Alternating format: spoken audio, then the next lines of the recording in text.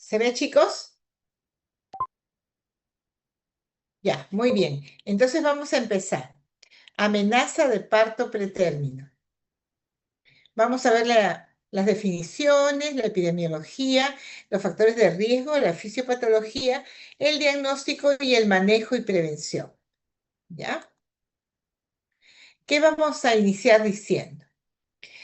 El embarazo y el parto tienen un impacto enorme en la salud física, mental, emocional y socioeconómica de las mujeres y sus familias, porque es un evento que marca la vida de las mujeres, pero también de la comunidad y la familia. Mejorar el bienestar de las mamás, los lactantes y los niños es un objetivo de salud pública. Entonces, hablar de esos temas realmente es hablar temas de salud pública, un parto prematuro. El parto pretérmino es el problema clínico patológico más importante que enfrenta la reproducción contemporánea, porque tiene que ver mucho con los recursos, no solo los recursos profesionales, personales, sino recursos económicos.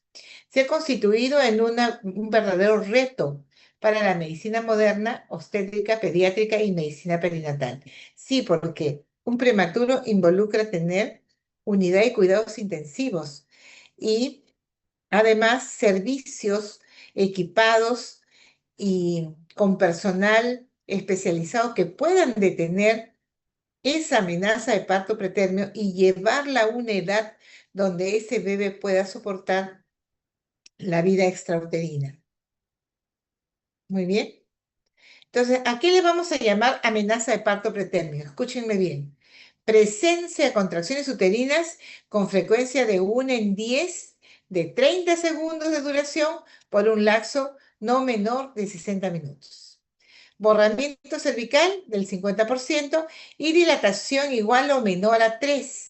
Si es más de 3 centímetros, ya es un parto prematuro. O sea, ya está con dilatación de trabajo de parto y se da entre las 22 y 36,6 semanas de gestación, ¿verdad? Porque si tiene 37, cuando ya llega un día más a eso, 37, ya deja de ser prematuro y es un bebé materno. Esa es la amenaza de parto prematuro.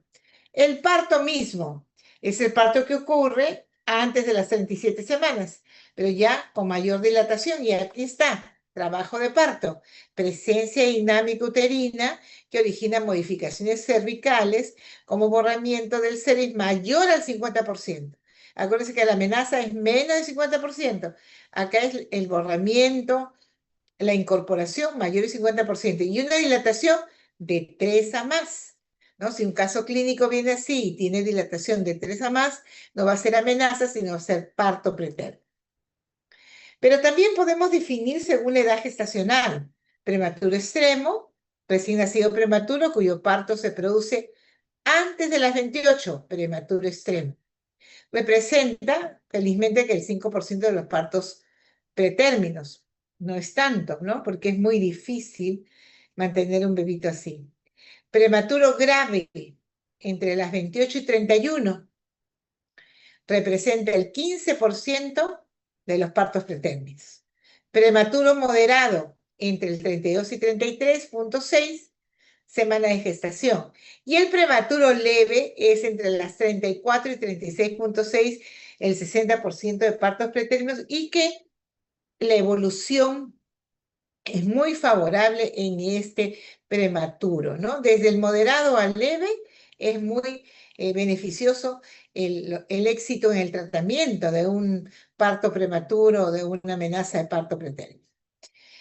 ¿Qué podemos decir de la epidemiología? Que el parto prematuro es la principal causa de mortalidad perinatal, responsable del 75% de muertes perinatales y del 50% de anormalidades neurológicas, porque los bebés, bueno, nace, está pequeño, está en incubadora, varias semanas a veces, o a veces varios meses, pero después pueden tener secuelas neurológicas.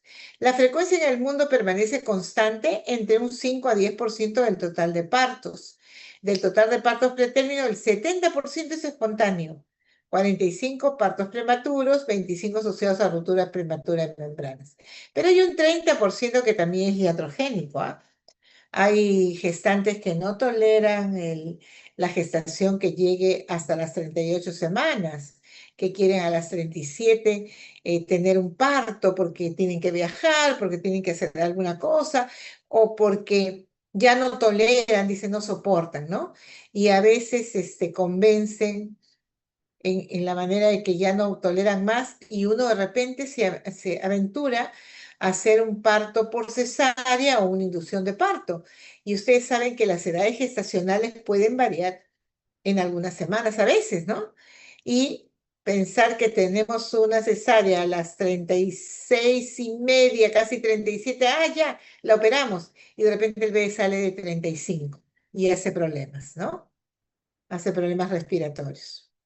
Bueno, ¿cuáles son los factores de riesgo? Son muchos, pero entre los más importantes están las infecciones, las complicaciones médicas, las complicaciones obstétricas y también el trauma obstétrico. Entre las infecciones estamos la vaginosis bacteriana, aumenta 1,5 a 3 veces el riesgo, las corionionitis, ureoplasma, micoplasma, garnerelas y las infecciones urinarias, que se los pongo en mayúscula porque es la infección más comúnmente vista en el embarazo. Complicaciones médicas, hipertensión arterial, diabetes mellitus, enfermedades renales, anemia que casi todas tienen y sífilis. Complicaciones obstétricas, preeclampsia, ruptura prematura de membranas, embarazo doble, la hemorragia en la segunda mitad del embarazo, el polidráneos o oligohidráneos que ya hemos estudiado. Y también puede haber un trauma obstétrico, ¿no? Y que conlleve una cirugía abdominal, de repente hay una cirugía de apéndice o de vesícula y eso hace que empiece el trabajo de parto. O de repente se cae la paciente o sufre un atropello y eso hace que se encadene el parto pretérmino. Muy bien, así que en los factores y en la fisiología tiene que ver varias entidades. Inflamación, estrés, también tiene que ver el estrés en la parte fisiológica propia, si es un embarazo doble, como hemos dicho, o hay de repente volumen en el abdomen porque es un polidramnios, o de repente tiene una gestación con mioma, todo lo que hace aumentar demasiado hace que de repente ese músculo comience a contraerse. O si tiene malformaciones uterinas también, un útero tabicado, doble, ya no hay espacio para el bebé y comienzan las contracciones. Cuando hay isquemia uteroplacentaria, acá tiene que ver con la parte vascular, acá tenemos todos los trastornos de hipertensión inducida al embarazo, las hemorragias por algún factor, que puede ser una corio, puede ser una hemorragia porque tenga una vasa previa, una placenta previa, un DPP. Entonces, todo esto hace que se actúe sobre el corio y la decidua e intervienen las interleuquinas, las proteasas, las prosteinoides, el factor liberador de corticotropina y se producen las contracciones. Y de allí vamos a terminar en un parto pretérmino. El diagnóstico, ¿cómo va a estar hecho, chicos? Historia clínica, cuadro clínico y exámenes y pruebas de bienestar fetal. Historia clínica es lo fundamental, los antecedentes y factores de riesgo de amenaza de parto pretérmino. Tiene que ver mucho también si la mamá, la familia han tenido a la hermana siempre bebés prematuros, porque quiere decir que ahí también se está confluyendo su modo de vida, antecedentes de infecciones, ¿no? Cuadros clínicos, evaluación obstétrica, la presencia de ruptura de membranas hace que se encadene el trabajo de parto pretérmino. Y los exámenes de las pruebas de bienestar fetal como la ecografía, que nos van a dar muchas luces en eso. Fíjense, el tacto vaginal, estamos en la clínica, hacemos el tacto vaginal. Ya estamos haciendo nuestra medida de altura uterina, estamos haciendo el Leopold, cada día están aprendiendo más y después toca hacer el tacto vaginal. Se hace en forma previa para descartar anomalías densitarias y explorar la vagina mediante un espéculo por la posibilidad de encontrar una bolsa amniótica protuyendo, ¿no? Cuando tenemos el caso de un parto pretérmino y que de repente no tenemos una ecografía y no sabemos cómo está la placenta o si tiene, eh, no sé, un circular de cordón doble que se puede deslizar. Entonces nosotros podemos poner un espéculo y mirar, ¿no? Y mirar. Se valora entonces en el tacto vaginal que la dilatación, el borramiento que es la incorporación, la posición, la consistencia y la altura de presentación. En el tacto vaginal, estas características están reflejadas en el test de Bicho. Cuando entonces ustedes puedan leer o escuchar el test de Bicho. Entonces, ¿qué es la valoración clínica del cuello? Tiene 1, 2, 3, 4 y 5 características importantes este test y va del 0 a 1, al 2 y al 3 y vamos poniendo cada categoría. Por ejemplo, ¿qué tiene categoría de 0? Dilatación 0, borramiento 0,30, posición posterior, consistencia dura y altura -3. Acá no hay nada, ¿verdad? No hay nada, porque todo está normal. Cuando ya empieza a dilatar, va a corresponder de 1 a 2 centímetros, le damos el valor de 1. ¿Qué valor tiene el borramiento al 50%? 1. Cuando el cuello ya no está posterior y se va haciendo más a la línea media, entonces también tiene 1. Y cuando la consistencia ya no es dura, sino es media, medio blandita, tenemos 1 también de valor. Y cuando la altura de presentación es -2, también es 1. En cambio, cuando ya está en 3 a 4, ya estamos casi en el parto pretérmino. Borramiento 60-70, ya sea anterior, blando -1, tiene mucha probabilidad de salir. Y aquí en 13, 5 a 6, mayor de 80 y 1 a 2. ¿Para qué usamos mucho esta tablita? No solo para ver las características y la evaluación del tacto vaginal y la valoración del cuello, sino que es importante para valorar el cuello cuando uno quiere hacer una inducción de trabajo de parto. Entonces va a salir exitoso cuando el cuello es favorable. ¿Y cuándo es favorable? Cuando tiene más o igual a 8 puntos. Por ejemplo, 2, 4, 6, 8, inclusive acá es 10. Entonces, cuando nosotros queremos inducir o mejorar algo, por lo menos tiene que pasar la valoración de 1, casi estar en 2 en cada una de estas características: dilatación, borramiento, posición, consistencia y altura uterina. Entonces, si ustedes reconocen el test de Bishop como un test que nos da la valoración clínica del cuello, vamos a saber que con esa valoración, mayor de 8 puntos es el cuello favorable y menor de 4 es un cuello desfavorable. Por ejemplo, es un cuello que sabemos que no va a salir si es que queremos hacer una inducción y tenemos que primero madurar el cuello. Y maduramos el cuello y después comenzamos a poner ya misoprostol o oxitocina para continuar la inducción del parto, ¿ya? Entonces el cuello uterino constituye una estructura biomecánica importante, ¿no? Que mantiene el equilibrio con el cuerpo uterino y el término cronológico de la gestación. Es lo que está cerrado en todo el embarazo hasta los 9 meses y después comienza su apertura para la dilatación y el consiguiente trabajo de parto. La medida normal de un cuello es 3 a 4 centímetros, no es 1 centímetro, no es chiquitito, es larguito el cuello, 3 a 4 centímetros. La medición del cuello da predicción del parto prematuro. ¿Y cómo podemos hacer eso? ¿Por el tacto nada más? Ahora se mide por ecografía. Ahora les voy a contar. Fíjense, este es el cuello y se ve tan bonito y tan claro en la ecografía. Acá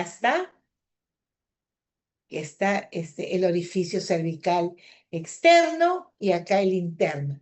Y esta es el labio anterior y posterior. Esa es una toma para poder ver al cuello en toda su longitud.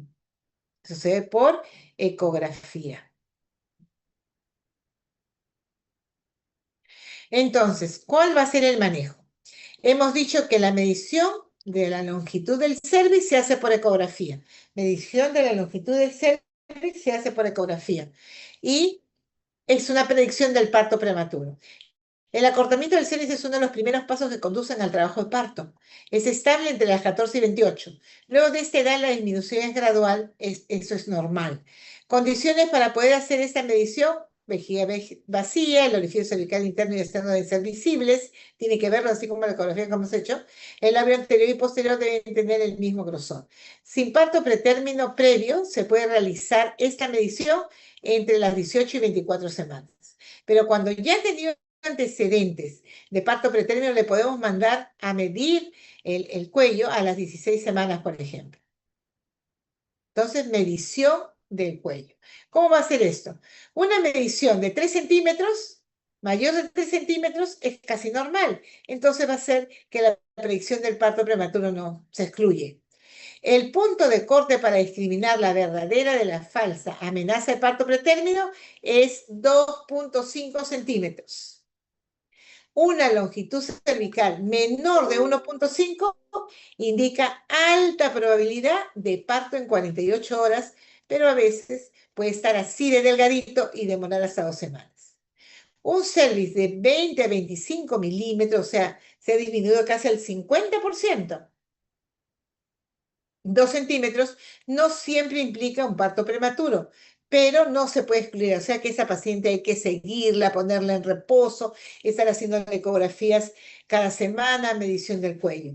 Fíjense cómo se va abriendo. Se va abriendo de la parte interior del orificio cervical interno y va abriéndose primero y después va siguiendo toda la longitud, como un túnel, por eso se llama funnel. Funelización del cuello, se va abriendo cada vez más, más, más, hasta que llega al externo. Y fíjense, así se ve en la ecografía. Acá cerrado como una T. Acá una Y cuando se comienza a abrir el orificio cervical interno y en la ecografía se va a ver así como una Y, ¿no? Una B cuando ya está casi a punto de abrirse y comenzar la dilatación. Está por dentro, pero afuera uno no, lo puede mirar solamente con el espéculo y pareciera que es cerrado, pero si lo tocamos está a punto de abrirse. Y aquí ya, cuando es en forma de U, ya se abrió prácticamente, ya está ya a pos de poder dilatar. Y acá se ve, fíjense cómo se ve la ecografía, chicos. Mire, aquí está en forma de Y, acá mucho más, ya se está casi, casi llegando al orificio cervical externo, y acá ya está ya previo dilatando, ya está en forma de U.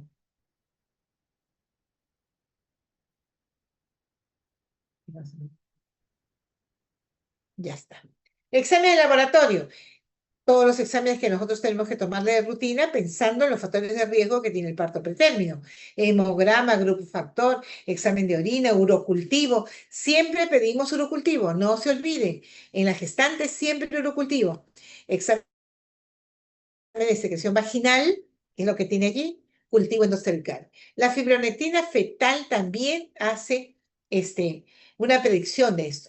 Se presenta en valores mayores de 50 en la secreción cervical, incrementa el riesgo de parto pretérmino y su valor predictivo negativo es tranquilizador en un periodo de 15 días. Esto ya se está haciendo, es una cinta que tiene la fibronectina fetal y se toma la muestra del cuellito y se espera y hace un cambio de coloración en forma de rayitas, bien parecido a la prueba de embarazo. Ya hacemos en la maternidad de Lima, se hace en emergencia. Estriol en saliva tiene un incremento importante 3 a 4 semanas antes del parto, tanto en pretérmino como a término, ¿no? También se puede hacer. ¿Cuál es el manejo de la amenaza de parto pretérmino? Es la tocólisis, el antibiótico para el estafilococo, grupo beta, la neuroprotección y la maduración pulmonar. Todo esto para llegar o llevar al prematuro a las 34 semanas. Entonces tenemos que abocarnos a madurar el pulmón, anular las contracciones, si hay secreciones que pueden tener bacterias, dar antibióticos y la neuroprotección que tiene que tener el bebé. ¿Ya? Muy bien. Entonces, los prematuros leves o prematuros tardíos. Hemos dicho que han nacido entre la semana 35 y antes de la 37 y generalmente pesan de 1.700 a 2.500 y miden entre 43 y 46. ¿Por qué es importante hablar de ellos? Porque generalmente si no tienen una patología agregada, están bastante desarrollados y las complicaciones que pueden surgir y el pronóstico de vida es muy similar a la término. Suelen pasar en la incubadora entre 24 y 48 horas. Y la tasa de supervivencia para estos bebés es de 98 a 100%. Entonces, lo que nosotros siempre queremos hacer es que los bebitos puedan llegar a eso, a 34 semanas, a 34 semanas a más. ¿Ya? ¿Ya, chicos? Eso es importante.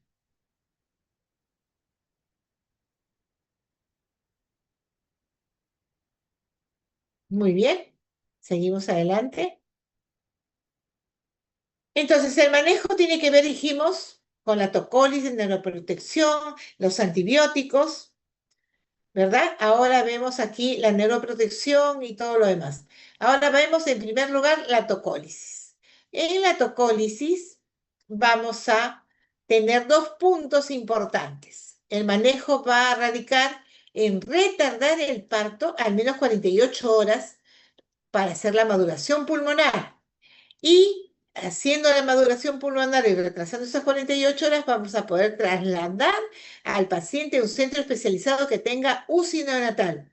Si donde estamos la tenemos, mucho mejor. Pero si no tenemos y el bebé está en cualquier otro lugar que no tenga UCI neonatal, tenemos que por lo menos llevarlo allí. Pero para llevarlo tiene que tener su maduración pulmonar.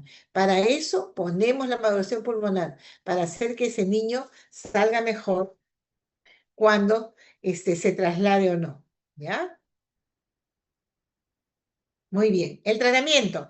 Tratamiento etiológico cuando se conozca la causa de la amenaza de parto pretérmino.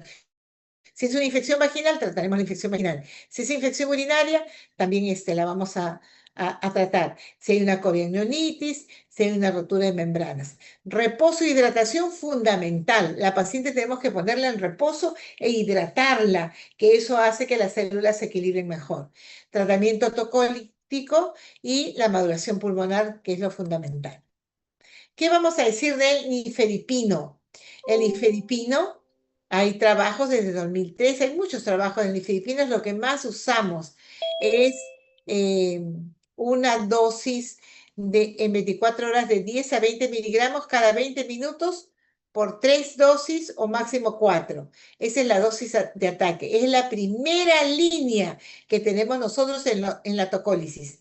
La primera línea de fármaco que tenemos en la tocólisis es el nifedipino y tiene buenos resultados, va a tener mayor eficacia en el parto pretérmino, menor mortalidad perinatal y menores efectos secundarios. Entonces, ¿cómo le vamos a dar? Una tabletita de 10 a 20 miligramos cada 20 minutos por 3 dosis. Y después las dosis siguientes son 15 miligramos cada 6 a 8 horas por 48 horas más, ¿no? Porque hemos dicho que en 48 horas nosotros debemos decidir qué hacer con ese prematuro. Muy bien, nifedipino, primera línea. Después tenemos los betamiméticos. Disminuye el parto pretérmino, no disminuye tanto la mortalidad perinatal y aumenta el riesgo a veces materno, porque los betamiméticos pueden tener hacer taquicardia, hipotensión y problemas respiratorios. Tenemos la ritrodrina y la isosuprina. Sulfato de magnesio también entra en estos tocolíticos, es el que dan la neuroprotección. ¿Qué otra línea tenemos? Los AINES, la indometacina.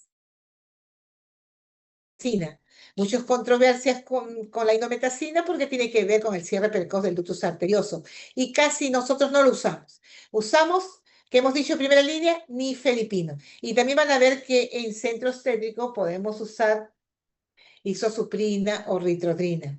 Y si no tenemos eso, porque ahora ya no hay, a veces no hay, usamos sulfato de magnesio, que de todas maneras nos hace tocólisis y también neuroprotección. Muy bien. El atosiban también ya hay en el Perú. Es un poco caro, pero hay. Es una modificación química de la oxitocina. ¿Y qué va a hacer? Inhibe a dicha hormona, entonces anula las contracciones. También es muy bueno, considerado actualmente con igual opción que el nifedipino. Pero el nifedipino no es caro y está en todos los establecimientos de salud, así que es nuestra primera línea. Estamos hablando de mucha neuroprotección. ¿A qué se refiere la neuroprotección? El uso de sulfato de magnesio. La parálisis, fíjense, la parálisis cerebral es la causa más frecuente de discapacidad motora severa en la infancia. 2 de 3 de cada 1000 nacidos. La prematuridad es el factor de riesgo más importante para esta parálisis cerebral. Entonces, nosotros tenemos que evitar esto. ¿Y cómo hacemos neuroprotección? Con el sulfato de magnesio. Riesgo inminente de parto, cuando tenemos riesgo inminente de parto pretérmino, RPM, parto prematuro con membranas íntegras o parto prematuro y heterogénica, podemos usar. Entre 24 y 34 semanas, no continuar más de 24 horas. Eso sí, usamos el sulfato de magnesio, pero no continuamos más de 24 horas. Ustedes van a ver allí cuando vean las historias y los casos que tenemos en obstetricia, en todos sus hospitales, que el sulfato de magnesio dice ahí por 24 horas y después le suspendemos, ¿no? Y si está cerca del parto también le interrumpimos. La dosis de ataque, 4 gramos en 20 minutos y luego mantenimiento 1 gramo por hora. ¿Ya? No se puede dar en miastenia gravis. Monitorización del uso de sulfato de magnesio es una droga que tenemos que poner con Volutrol, con enfermera a cargo, con obstetricia a cargo y el médico supervisando. Se debe realizar control clínico estricto, teniendo en cuenta la posible intoxicación. Y tenemos que, cuando ponemos el sulfato de magnesio, controlar el reflejo rotiliano que se puede ir, la frecuencia respiratoria, que no debe de ser mayor a 16, la diuresis mayor a 100, la frecuencia cardíaca, que también puede hacer problemas de taquicardia terrible. Ahora, hemos dicho eso, la neuroprotección. Entonces, ¿qué hemos aprendido? Que la neuroprotección se hace con sulfato de magnesio, pero es una droga que se debe controlar la frecuencia cardíaca, la presión, la diuresis, la frecuencia respiratoria. Ahora, la maduración pulmonar con corticoides. ¿Qué vamos a usar? En primera línea, betametasona. Eso se lo tienen que aprender. Betametasona. ¿Qué usamos para madurar el pulmón? Betametasona. ¿Cuánto vamos a usar? 12 miligramos cada 24 horas intramuscular por 2 dosis. ¿Qué quiere decir? Que le voy a poner 12 miligramos hoy día y 12 miligramos mañana. Completó la maduración. ¿Sí? Y cuando no tenemos betametasona, usamos Dexa, pero logramos la misma cantidad, 6 miligramos cada 12 horas intramuscular por 4 administraciones. ¿Se dan cuenta? Ya. Puede tener, según los trabajos de investigación, han encontrado mayor incidencia de sepsis cuando se usa dexametasona que betametasona. ¿Cuándo se pone esta maduración pulmonar? Entre las 26 y 34 semanas. Después de las 34 se supone que ya hay los alvéolos respectivamente y la sustancia surfactante y ya no hay problemas tanto de pulmón húmedo, de estos problemas que tienen los prematuros con el pulmón, ¿no? De insuficiencias respiratorias. Muy bien.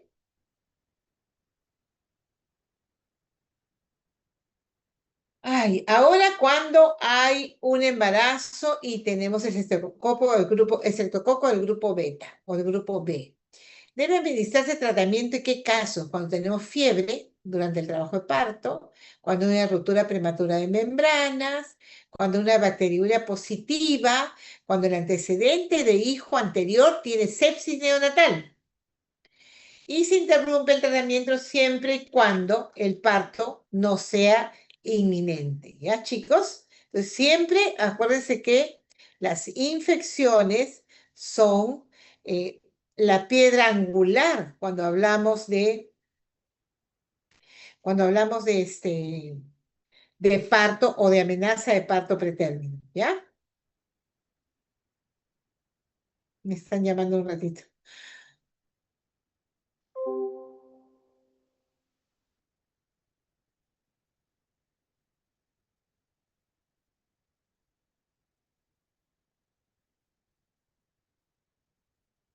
Ya. Bueno, la profilaxis, ay, discúlpenme, por Dios. Perdón, perdón, chicos. La profilaxis con antibióticos en mujeres que tienen membranas íntegras y sin evidencia de infección no está justificado. ¿Por qué? Porque hay trabajos de investigación que dicen seguramente hay un germen que está haciendo contracciones uterinas y seguramente hay una infección que no podemos evidenciar. Entonces pongámonos en el protocolo de, este, de atención, en el protocolo del manejo de la tocólisis, no solo sunifedipino, no solo reposos, no solo hidratar, sino también un antibiótico. Pero la evidencia científica no nos dice que sea más beneficioso y estamos agregando un antibiótico que puede ser resistente después. ¿Ya? El mantenimiento de una amenaza de parto pretérmino es controversial. Hemos dicho que casi siempre en lo fundamental es esas 48 horas para poder decidir. Pero a veces tenemos casos como en la maternidad de Lima, yo les cuento, no hay UCI. O sea, no hay cupo en UCI, no hay cupo en UCI. Y tenemos una amenaza de parto pretérmino y ustedes van a encontrar que de repente está más de 48 horas con el nifedipino y a veces puede pasar hasta 7 días, porque no tenemos cupo en UCI. Entonces no podemos dar término a ese parto prematuro. Progesterona es una buena opción para la estabilización del cuadro de la amenaza de parto pretérmino. eh, Ensayos clínicos, se ha visto que hay disminución del parto en menos de 37 semanas y es una droga bien usada actualmente. ¿Por qué? Porque la progesterona que se usa en obstetricia es progesterona micronizada. Entonces damos dosis hasta de 600, hasta de 800 por día y se puede poner, si no tiene ruptura de membranas, en la vagina y la progesterona hace como un tapón abajo, ¿no? Y si no, vía oral. Entonces, la progesterona estabiliza la fibra muscular, no la produce contracción. Acuérdense que cuando se terminan, se llega a las 40 semanas, ¿quién hace la disrupción para que haya contracciones? El estrógeno, que comienza a subir. En cambio, la progesterona baja y produce ya la estabilidad. Muy bien. Y el mantenimiento con ifepino también es controversial, pero la podemos mantener con una tableta cada 8 horas o 15 miligramos por kilo. No se recomienda la tocólisis de mantenimiento una vez controlada la amenaza. Es una recomendación A que sigue en pie. ¿Cuándo no hacemos tocólisis? Escuchen, ¿cuándo no hacemos tocólisis? Muerte fetal intraútero, preeclampsia severa, anomalía fetal, incompatible con la vida, hemorragia materna, infección intrauterina y cualquier otra infección que sepamos que pueda ir a sepsis, ¿no? Y estas son las contraindicaciones paternas de usar tocólisis. Entonces, muerte fetal intraútero, preeclampsia severa o eclampsia, tenemos que sacar al bebé. Ya no podemos estar haciendo tocólisis. Cuando tiene una malformación, anencefalia, ¿qué estamos conservando el bebito ahí? Que se venga mejor. Cuando hay una hemorragia y la paciente está mal y con una infección intraamniótica con hidrolitis o que pueda llegar a sepsis. Muy bien. Vía del parto. Si es menos de 26 semanas, va a ser parto vaginal. La vía mejor, por evidencia científica, es la vía vaginal. Menos de 26.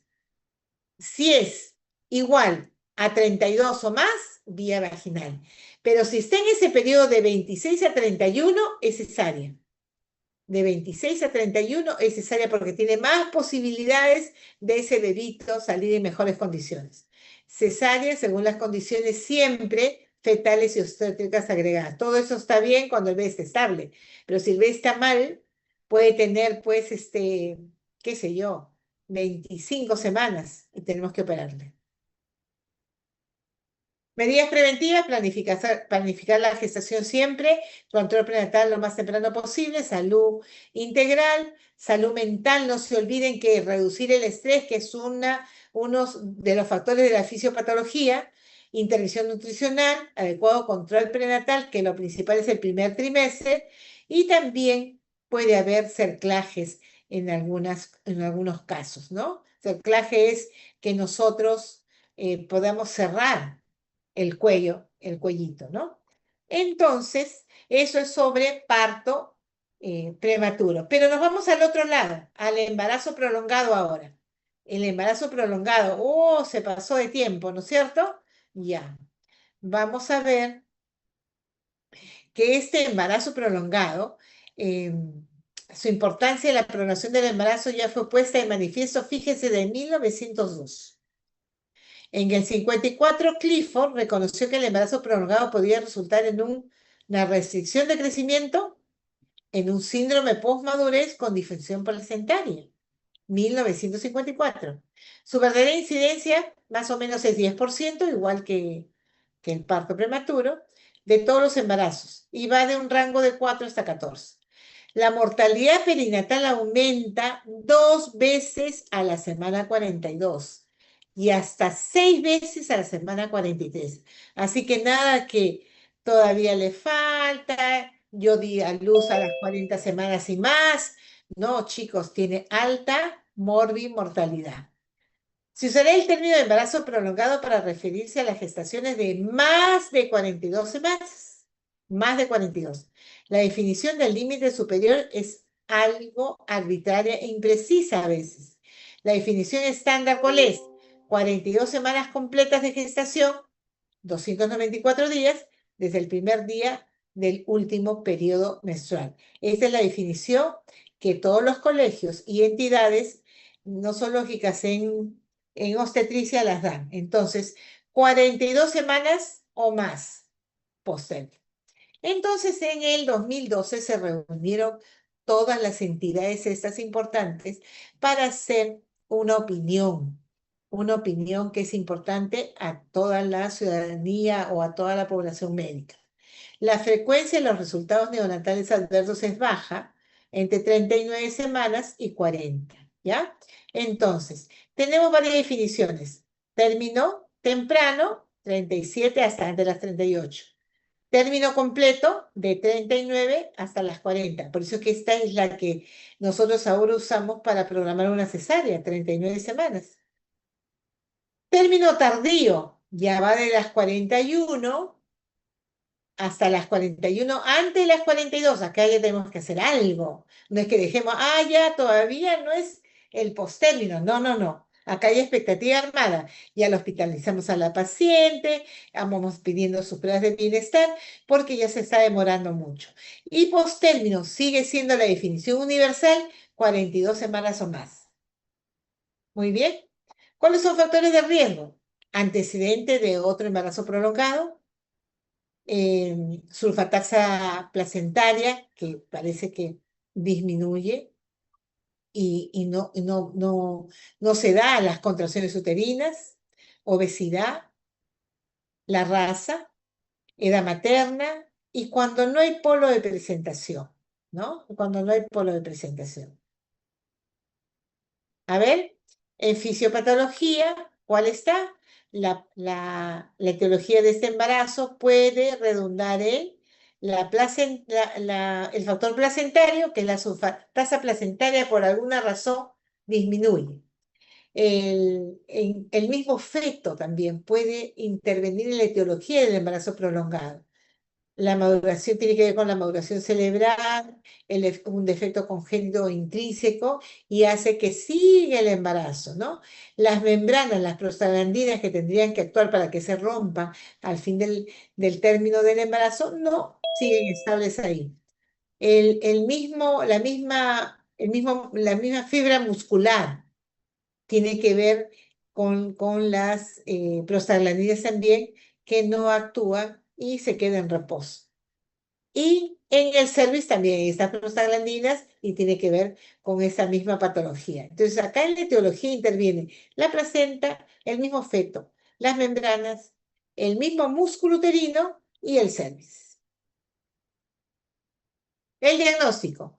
El término embarazo prolongado representa un diagnóstico basado en la mejor estimación disponible de la duración de la gestación en el momento del parto. ¿Qué quiere decir? Que el diagnóstico óptimo de edad gestacional es entorpecido a veces por la inexactitud de fechar el embarazo. Ese es un problema que tenemos, ¿verdad? Fecha última regla. No sé, no me acuerdo. Yo tenía apuntado aquí, es una ecografía, qué sé yo. Los métodos clínicos son inferiores para determinar la edad gestacional en comparación con la ecografía. Entonces, para poder tener una fecha última regla a veces indicada, nos ayuda mucho la ecografía, nos da la edad gestacional. La determinación de la edad gestacional por ecografía resulta en disminución del número de embarazos prolongados, porque vamos teniendo ya una edad gestacional. Entonces, confirmación de la edad gestacional, ajustar la edad gestacional según FUR a la determinación ecográfica en primer trimestre. La que va a ser mejor dato para que me dé la edad gestacional y por lo tanto yo saque el FUR va a ser la ecografía del primer trimestre. Entonces, ese es el gol estándar para confirmar la edad gestacional. La ecografía del primer trimestre. Y según esa ecografía, yo voy determinando la edad gestacional que sigue y saco la fecha última regla y saco la fecha probable de parto.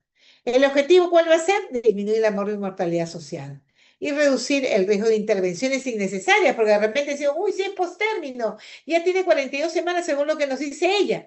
Y realmente con la ecografía determinamos que recién está llegando a los 40. ¿Nos ha pasado? Sí, claro. En pacientes con ciclos regulares, último periodo regular menstrual, sin antecedente de usar anticonceptivos en los últimos 3 meses, ni de lactancia, se debe tomar el primer día de la regla. Fíjense todo lo que tienen que hacer ustedes cuando piden. ¿Cuál es la fecha de última regla, señora? Tienen que fijarse si tienen ciclos regulares, cuándo ha sido este último periodo, si está tomando anticonceptivos, porque todo eso lo va a variar. Va a variar la edad gestacional. Predictores.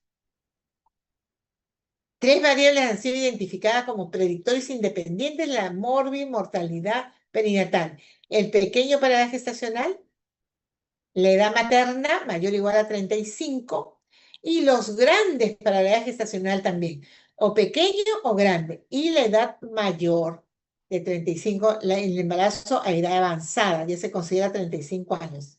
No se asusten las chicas. Se ha determinado un incremento significativo en la mortalidad fetal a partir de las 41 semanas. O sea, por todas las evidencias tenemos que a partir de las 41 semanas ya aumenta la mortalidad materna y perinatal.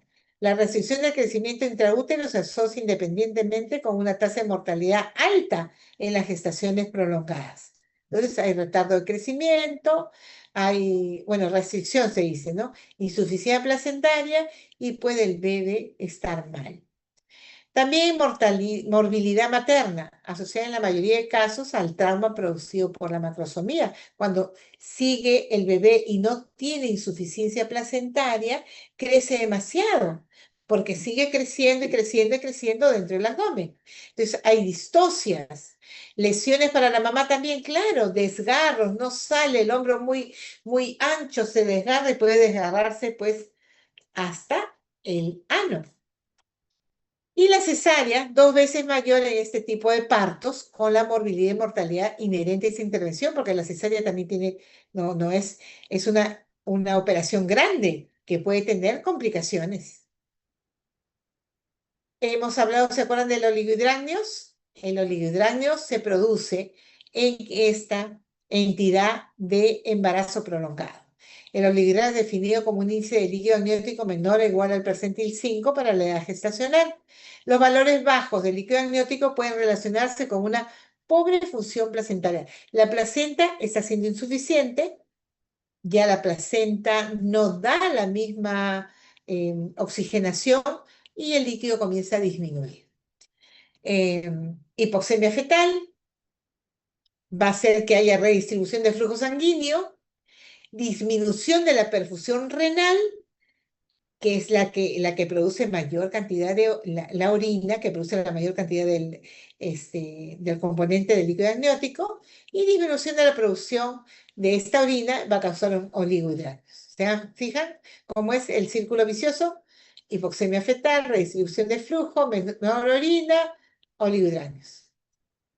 Y el oligohidranios hace compresión del cordón, más hipoxemia, alteración de la frecuencia cardíaca fetal y el bebé entra en sufrimiento, hace su meconio. Entonces, cuando crece demasiado, tenemos al macrosómico. El macrosómico, 4 kilos o más.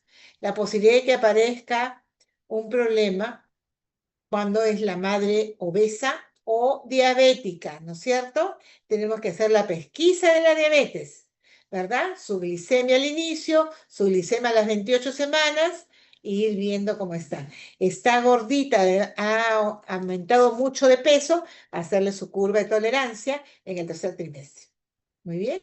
Acá está el bebé, mire, grandote. Antes que decían, ay, que el bebé es lindo, grandote. No, es un bebé grande que puede ser un adulto diabético, ¿ya? También hay sufrimiento fetal. La incidencia de sufrimiento fetal puede alcanzar la tercera parte de los embarazos prolongados.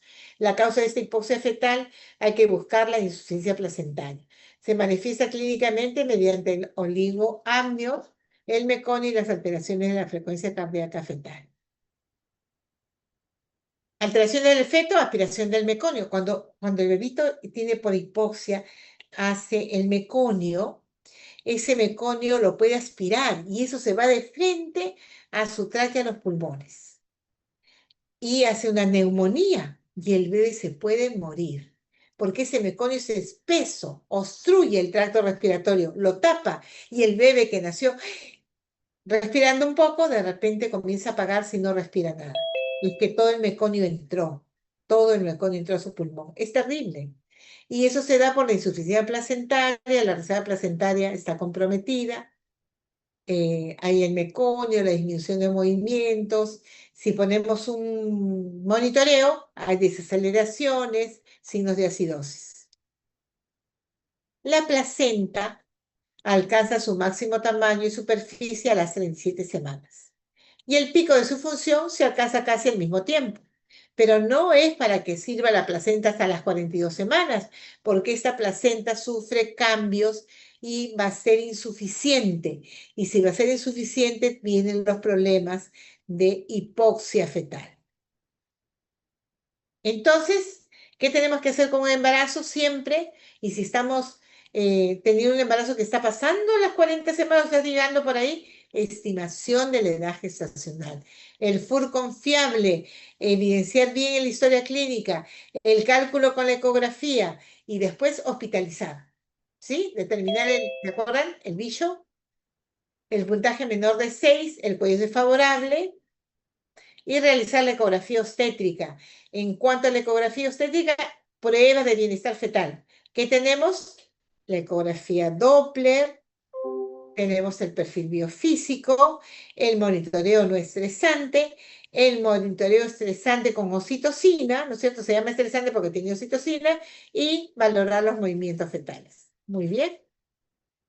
Y cuando todo está bien en cuanto al bebé, que no está en sufrimiento fetal, ¿qué puedo hacer yo? Puedo inducir. Si la pelvis es buena y el bebé está acorde con esa pelvis y no tiene sufrimiento, ¿qué puedo hacer? Inducción. Para esta inducción tengo que validar el beneficio para el bebé. Siempre ahora tenemos que estar actualizados en cuanto a cómo se hace esta inducción y el mayor beneficio lo tiene el misoprostol para madurar el cuello. El cuello maduro con un bicho ya mayor de 7 o 8, que es lo ideal, comienzo la inducción. O sea, sigo con el misoprostol o ya le pongo oxitocina para seguir el trabajo de parto. Pero cuando no es así, y el bebé en este embarazo prolongado está con alteración de los latidos cardíacos fetales o veo que hay un líquido ya verde, que hay meconio, o veo que el bebé pesa demasiado, o al revés, ha tenido una restricción de crecimiento y tiene 42 semanas, pero el bebé es muy pequeñito, yo tengo que optar por la cesárea, especialmente cuando el niño es menor de 5, cuando es mayor, cuando es retardo, cuando la inducción es fallida. También le pongo la inducción y Primera inducción, falla, le pongo una segunda. Segunda inducción, falla, ya no. ¿Ya? Y cuando hay meconio, va a la cesárea, que es el parto abdominal. Muy bien. Entonces, ¿qué hemos aprendido? Confirmar la edad gestacional, la ecografía del primer trimestre, así como ya hemos aprendido que el primer trimestre de la ecografía nos sirve para determinar alteraciones genéticas, establecer si está entrando en riesgo de preeclampsia y nos sirve para confirmar esa edad gestacional. Entre 41 a 41 séptimos, hospitalizar, pruebas de bienestar fetal, que ya les he dicho, evaluación del bienestar fetal 1 o 2 veces por semana, ver las condiciones obstétricas de la mamá, y ver las condiciones también que tiene el bebé y las complicaciones que puede tener. Y eso es lo que les quería contar sobre amenaza de parto pretérmino y parto prolongado, los dos extremos, menos de 37 y más de 41, o sea, 42 semanas de embarazo de parto post-term. ¿Ya? Muy bien, chicos, muchas gracias. No sé si tienen alguna pregunta.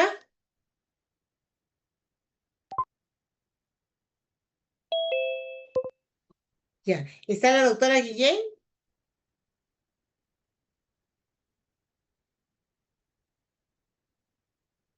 ¿Guillén es? Me he equivocado, José. ¿Quién es la...?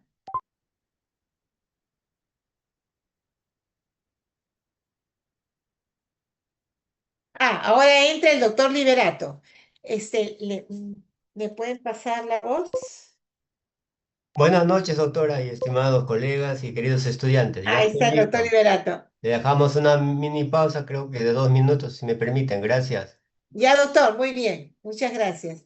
Eh, Chicos, yo sí los dejo, se quedan con el doctor Liberato en la clase que sigue de obstetricia. Por favor, ya viene el examen, estudien, escuchen las clases, que vienen las preguntas de allí y del texto también que casi todos ponemos, que es el Williams.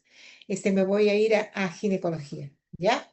Entonces, voy a salir acá de esta plataforma.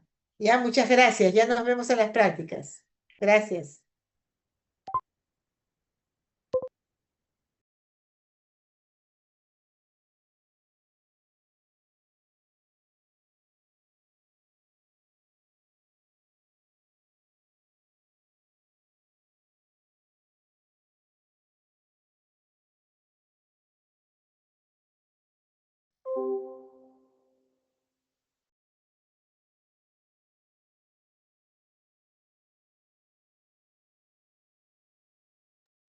Buenas noches, nuevamente. Gracias. Pregunto, ¿me escuchan? ¿Se ven mis láminas? ¿Se ven mis láminas? Muy bien, esperamos un poquito, un pequeño relax. Yo sé que también están concentrados en esto del debate presidencial, pero tenemos que hacer la clase. 2 minutos de pausa o máximo 3 minutos y empezamos. Gracias.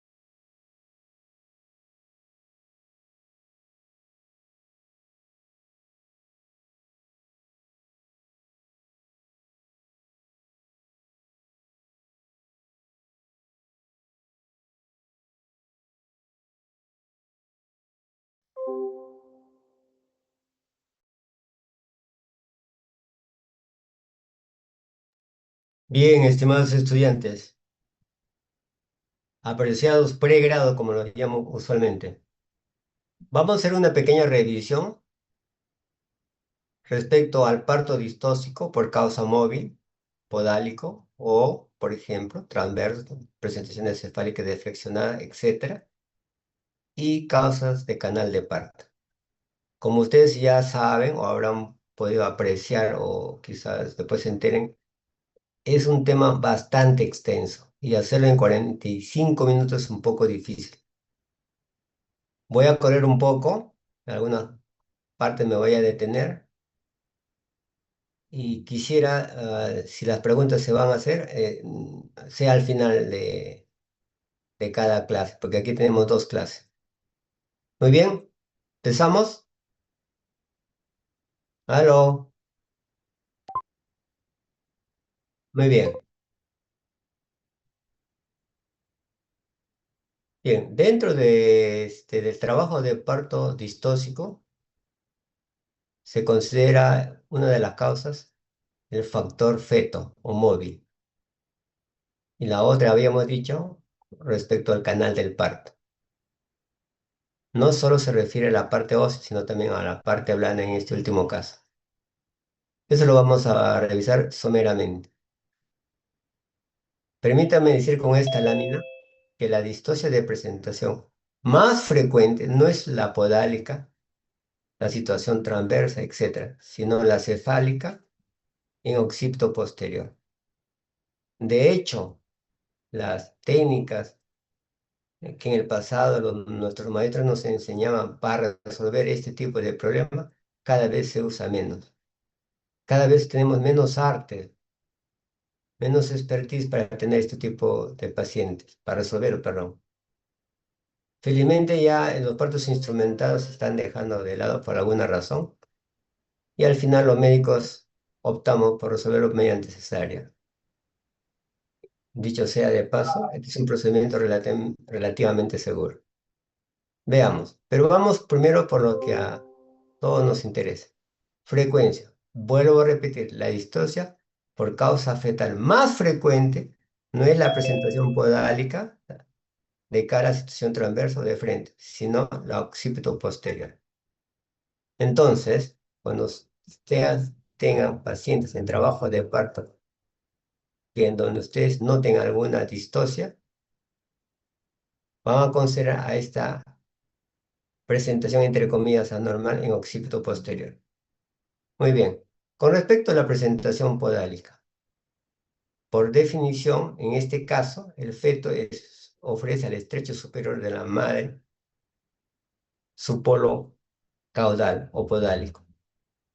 La presentación podálica disminuye conforme avanza la edad gestacional y casi alcanza una incidencia de 2 al 5% en gestaciones a términos unifetales. Es decir, en el tercer trimestre la frecuencia de feto en presentación podálica no es frecuente. Todo parto asociado a la presentación podálica se considera distóxico. Veamos esta imagen.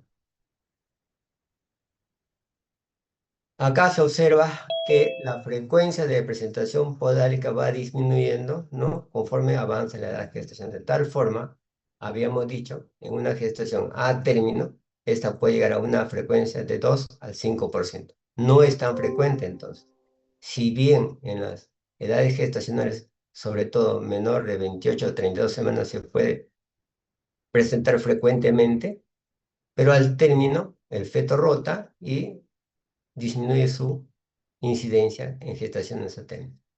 Lo que debemos aprender acá en esta parte es que quizá a partir de 35 semanas pueda que la posición o la presentación no cambie, más si es 36 o 37 o 38 semanas.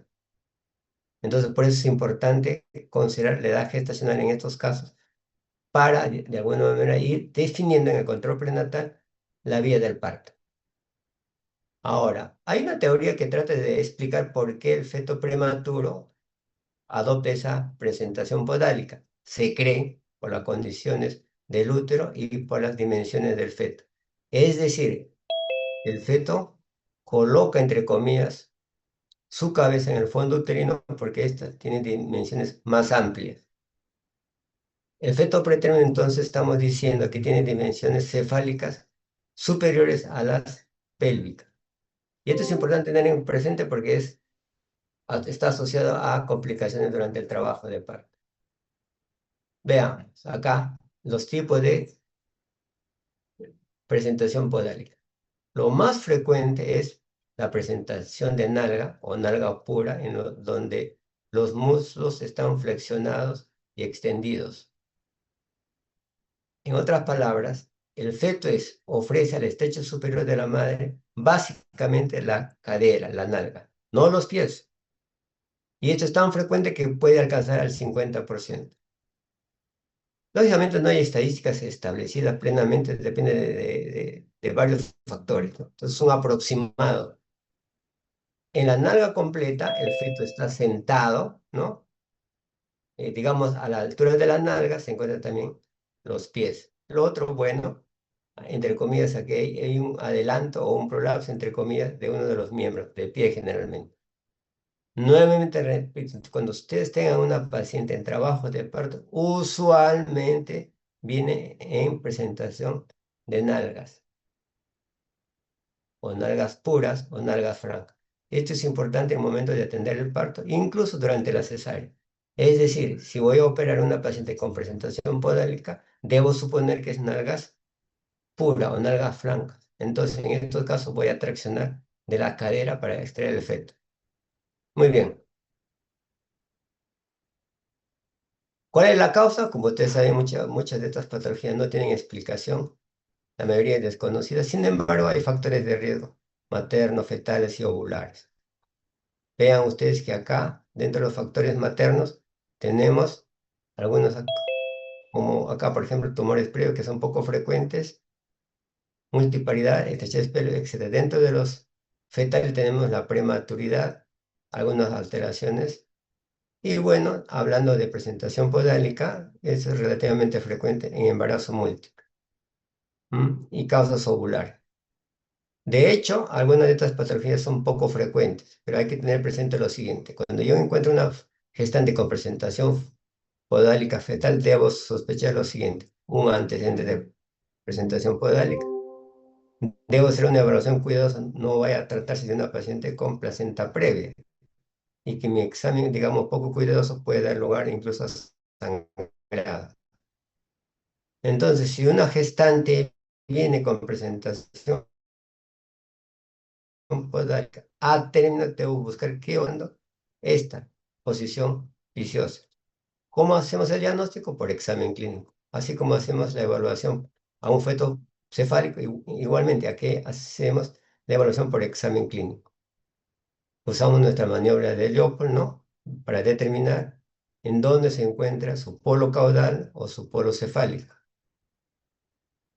De hecho, para recordarles que en la tercera maniobra podemos determinar si el polo es podálico, que se ofrece al estrecho superior de la madre.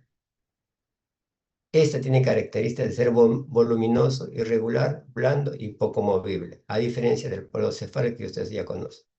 También puedo determinar que los latidos cardíacos fetales están a nivel de la cicatriz umbilical o un poquito por encima. Pero todo esto, digamos, sí tiene importancia y valor, pero lo más importante en estos casos, en cualquier trimestre, es la ecografía. Prácticamente el diagnóstico se hace con ecografía obstétrica. La radiografía muy pocas veces se ha usado y les pongo acá simplemente, en algunos casos se ha utilizado para ver el grado de deflexión de la cabeza. Prácticamente en últimos 30 años, al menos en el hospital donde yo trabajo, no hemos tomado ni una vez una radiografía simple para ver el grado de deflexión cefálica o confirmar la presentación poder. Nos guiamos por la ecografía. También podemos hacer tacto vaginal. En este caso hay que diferenciar algunas estructuras fetales, como identificar las nalgas, los pies, etc. También nos ayuda a diferenciar si se trata de la cara del bebé u hombro. En caso de hombro es que el feto está en situación transversa, etc. Muchas veces de estos embarazos vienen con presentación no encajada. Este examen realizarlo con mucho cuidado. A ver, ha habido casos, quejas de la madre, en el sentido de que aparentemente ha habido lesión en la parte íntima del feto por un examen brusco, porque se trata a veces, muchas veces de diferenciar una estructura de la otra. Entonces, sin lesionar, hay que hacer un examen muy cuidadoso. Si no podemos diferenciar si es hombro, cara, etcétera, etcétera, por favor usemos la ecografía. La ecografía, como vamos a ver más adelante, nos da información muy importante. En algunos casos, cuando hay dudas, podrías ponerse un espéculo o usar unas válvulas vaginales. Nuevamente, repito, todo el tiempo la ecografía es útil para hacer el diagnóstico, incluso de emergencia. Nosotros nos hemos preocupado que en la sala de partos, por ejemplo, esté disponible un ecógrafo 24 horas, así también como equipo de monitoreo fetal. Muy bien. En cuanto a los mecanismos del parto, aquí hay que considerar 3 estructuras y 3 tiempos. Una primera parte, parto de nalgas o de miembros inferiores, los hombros y la cabeza última. ¿Cómo hacemos la conducción del trabajo de parto? Mediante monitoreo fetal, ¿no? Si a una paciente que viene encefálica le hacemos monitoreo fetal estricto, cuanto más no tenemos que hacer en una paciente que viene con trabajo de parto en presentación podálica. ¿Por qué? Porque como vamos a ver más adelante, la presentación podálica o el parto podálico está asociado a muchas complicaciones. Bien, acá consideramos los planos DELI, que ustedes ya saben, ¿no? Para considerar la altura de presentación 0 en caso de feto encajado en este caso usamos al cuarto plano de Jodi o el +2 +3 de Lee. En la atención del expulsivo, bueno, por algunas circunstancias hay que considerar acá varias etapas. El parto completamente espontáneo es infrecuente y generalmente se usa para fetos óbitos. Lo usual que se hace en atención de parto podálico es el parto podálico con asistencia parcial. Y bueno, en algunos casos tiene que hacerse una buena episiotomía para facilitar la expulsión del producto. ¿Qué entendemos por parto pelviano con asistencia parcial? Hay una primera etapa, digamos, el parto es espontáneo hasta la expulsión de nalgas y extremidades inferiores, ¿no? Y esto es hasta que, por ejemplo, la estructura del ángulo escapular fetal se vea. En estos casos tiramos, jalamos un poquito el cordón umbilical para evitar su compresión. Luego, ya es una parte activa de nosotros, hacemos la extracción de hombro anterior y posterior, y por último, y muy importante, desprender la cabeza. Ahora, el parto pélvico con asistencia total también se ha considerado, pero se utiliza en asistencia de parto con embarazo doble. Bien, entonces, acá lo más importante es recordar lo siguiente. Hay varias etapas para atención del parto podálico, pero el más importante que debemos fijar es lo siguiente. Para extraer la cabeza del feto, hacer la maniobra de Morisot. ¿En qué consiste eso? En flexionar, ¿no? Poniendo un dedo en la boca del bebé, flexionar la cabeza y la ayuda de una mano amiga para extraer la cabeza. Bueno, acá teóricamente les muestro varias maniobras. Este tipo de forceps ya no usan. ¿De qué estamos hablando? Vean. ¿Cuáles son las complicaciones asociadas al parto podálico? Retención de cabeza última. Habíamos dicho en algún momento que la cabeza, las dimensiones de la cabeza fetal en brazos pretérminos es más grande que la cadera. Entonces, por eso que hay retención de cabeza debido a la dilatación incompleta del cuello uterino. Bueno, alguna vez me ha tocado hacer este tipo de incisión o la cesárea, digamos, por vía vaginal, felizmente raro. Y en este caso que tuve la ocasión de participar, lamentablemente el feto tuvo dificultades y falleció. Entonces, estamos diciendo una y otra vez que el parto podálico es un parto complicado y que puede traer consecuencias de diferente grado, incluso óbito fetal. durante el trabajo de parto se puede producir prolapso de cordón umbilical. Y esto, como ustedes saben o deducen, puede condicionar a una depresión respiratoria, o sea, parto con Apgar bajo o incluso asfixia fetal. Estamos hablando de sufrimiento fetal agudo con depresión respiratoria y también traumatismo de diferentes tipos, ¿no? O sea, por ejemplo, daño de la médula, del plexo braquial, fractura, etc. Es decir, uno debe entrenarse para atender este tipo de parto. Si por alguna razón usted no tiene experiencia, usted lo que tiene que hacer es derivar oportunamente la paciente. No importa que sea multípara. Si usted no tiene experiencia, derive la paciente. Bueno, esta es acá se muestra la foto, ¿no? De cómo se hace una ampliación del cuello uterino, no dilatado completamente, en donde se ha retenido la cabeza del feto. Bien, entonces de todos estos pasos deben recordar lo siguiente. Evitar este tipo de maniobras de tracción. Recién cuando el feto expulsa, digamos, la cadera y cuando ya se aproxima acá la escápula, entonces uno puede tomar al feto con una toallita, agarrar en esta posición y extraer tanto el hombro anterior como el hombro posterior. Este tipo de maniobra no se lo recomiendo. Lo que ustedes tienen que hacer, porque a veces puede presentarse, es coger de la cadera al bebé, esperar que siga con el pujo expulsando el feto, hacer un lazo, jalar un poquito el cordón umbilical para que no se traccione y extraer tanto el hombro anterior y el hombro posterior. Esto, digamos, es sentido común. Lo que no tienen que olvidar es de que tienen que flexionar la cabeza del feto para ayudar a la expulsión del producto. Esta maniobra es importante tenerlo presente. Bueno, como el parto podálico se ha asociado a complicaciones, entonces hagamos la versión externa. Cambiemos la presentación podálica a presentación cefálica. Bueno, algún texto que se ha recomendado acá dicen que esto se puede hacer alrededor de 36 semanas. ¿Qué es lo que hacen acá a veces en algunos lugares? Porque usted sabe que Lima es, digamos, centro de todo. Vienen pacientes, pobladores, ciudadanos de todo el país, de diferentes regiones, etc. En algunos lugares así, periféricos de Lima se hace el manteo. Es una forma empírica de, digamos, de reacomodar al feto. No les recomiendo. Si van a hacer este tipo de maniobras, tienen que ser monitorizadas. Y lógicamente eso no se va a hacer en un centro de salud donde ustedes quizás hagan su serum, sino en un hospital. Al menos no he observado en estos 30 años que casi llevo en el hospital a ver este tipo de hacer de la versión externa acefálica. ¿Por qué? Porque se trae una serie de complicaciones. Bien, entonces estamos diciendo que el parto podálico se asocia a complicaciones que van desde el sufrimiento fetal hasta, digamos, lesiones graves estructurales y aún muerte del producto.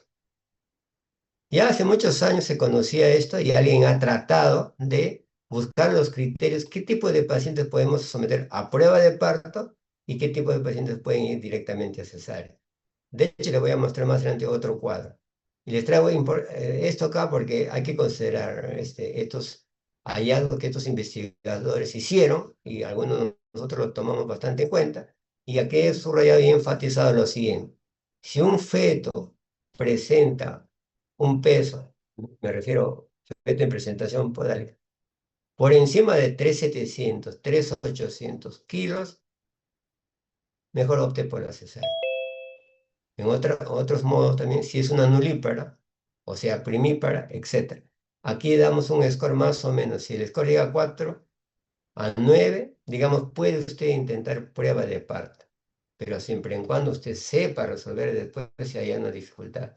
Entonces, no intente prueba de parto vaginal a feto podálico en una institución donde usted no puede hacer la cesárea o usted no es especialista.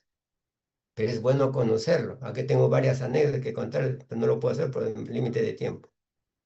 ¿Qué dicen los americanos? ¿Cuáles son los criterios, según el texto que se ha recomendado acá, que indican que una paciente debe ir a cesárea? Falta de experiencia del operador. Usted aún no es especialista, lo va a hacer después, pero le falta experiencia. Solicitud de la paciente de parto por cesárea porque como hay complicaciones y usted tiene que pedir permiso para intentar prueba de parto porque hay consentimiento informado, si la paciente no acepta, no someterla. En otras palabras, la paciente tiene opinión y su opinión es válida. Más aún, la paciente es un cliente. Ese concepto debe que ir poco a poco introduciendo porque cada vez las pacientes son más informadas. Ya no es como antes. Yo trabajo en un hospital de pacientes humildes, pero cada vez vemos pacientes de diferente tipo. ¿Y quiénes nos reclaman? Las extranjeras, las venezolanas propiamente. Muy bien, entonces ha habido traumatismos previos, características ecográficas fetales. Dicen ellos, miren, anteriormente habíamos dicho más de 3.500, ¿y por qué cambian ellos a 3.800? Por las características fenotípicas de sus pacientes. No podemos trasladar todo lo que la guía dice a nuestro medio. Siempre pongo este ejemplo, los europeos, los americanos son de dimensiones superiores a nosotros. ¿Cómo somos los peruanos de talla baja? Dicho con respeto, ¿ah? Entonces, lo que para los americanos, si el feto va a llegar, puede ser una indicación de cesárea, cuanto más para nosotros, hay que hacer una evaluación individual. Una paciente delgada, de talla baja, con un feto que pesa aproximadamente 3.700, aparentemente a una encajada, etcétera. ¿Usted le sometería a prueba de parto? No, es imprudente. Ahora, hablando también de restricción de crecimiento fetal. Cuando hagan la clase, van a ver que acá hay una alteración, digamos, de dimensiones también, ¿no? Cuando el feto es muy pequeño también, o cuando hay oligohidramios, por diferentes razones. Ya aquí en este caso estamos hablando de oligohidramios espontáneos, no tanto a la producida por ruptura de membrana. Anomalía incompatible con el parto vaginal, presentación incompleta, o sea, entre comillas, prolapso de un pie, cuello hiperextendido, o sea, deflexionado, etc. O perdón, disculpe, feto pretérmino con indicación de término del embarazo. ¿En qué casos? En preeclampsia, en RPM, en primípara o primigesto. ¿Y cuáles son las características maternas? Contracciones, contracción pélvica o, lógicamente, pelvis desfavorable, ¿no? Y si ha tenido un parto por cesárea, por ejemplo. Entonces, cada vez hay menos parto vaginal podálico por una serie de cosas que ya os he mencionado acá, que implica incluso complicaciones serias. Y también materno, ya dicho sea de paso. Muy bien, aquí agotamos con respecto a presentación podálica. Vamos a lo que le decía que frecuentemente, antes que la alteración, la distosia de presentación podálica, lo que van a ver más frecuentemente, y a veces no está bien descrito o no nos damos cuenta, es la posición occipito posterior. Más allá, no se preocupen, hay lámina para todo eso que vamos a explicar fácilmente. Bien, se dice que un 30%, algunos dicen 20, otros dicen 15, por favor no me cuestionen por qué no se ponen exactos ni me pidan hacer más o menos un promedio de porcentaje. Estoy copiando textos que los he revisado y ustedes también de su ángulo en algún momento seguramente van a tener una opinión al respecto. Para algunos un 20% de los fetos presentación cefálica, entre comillas normal, vienen en occipito posterior. Occipito posterior. Ya saben que el 80% viene en occipito anterior. Hay veces que esto no nos damos cuenta de si es occipito anterior o posterior. El tacto vaginal, como vamos a mencionar más adelante, no nos ayuda mucho. Entonces, un porcentaje importante de fetos en presentación cefálica vienen en occipito posterior. Este feto en occipito posterior, en la gran mayoría, rota y el parto se produce en occipito púbico. Eso vamos a ver más, no se preocupe. Sin embargo, algunos mantienen esa posición posterior, se produce en occipito sacro. O sea, el feto nace viendo al pubis materno o viendo la luz hacia arriba o el cielo, como se dice. En este caso, la exposición es en occipito sacro. Bien, ¿qué causa, qué factores influyen para que el feto se presente de esta forma, tenga este tipo de distosia de presentación?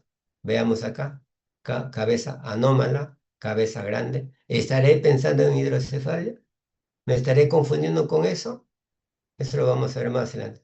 La materna, ¿no? O sea, alteraciones, etcétera. Y cuando hay anestesia o analgesia de conducción. En caso de parto ah, con anestesia epidural. Esto quiero que por favor, más de una vez lo tomen en cuenta. Habíamos dicho, acá decimos 80%, a diferencia del anterior que habíamos dicho 20%, etcétera, vienen en otras posiciones. La gran mayoría, ojos cerrados, ustedes saben, cuando van a examinar a la paciente, viene encefálico y casi 80-90% vienen en occipito, occipito, occipito, ilíaca o es ilíaco. Izquierda, lado izquierdo, anterior. Esta es la posición más común, más frecuente. Y ustedes saben que a ojos cerrados van a poner su detector de latido o estetoscopio opinar en lado izquierdo. Sin embargo, hay otro tipo de variedad de presentación cefálica, ¿no es cierto?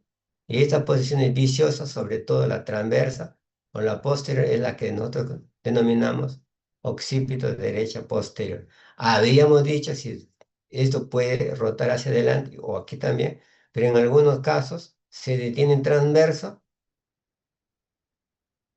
o en algunos casos en esa posición y un pequeño caso puede haber una expulsión en occipito.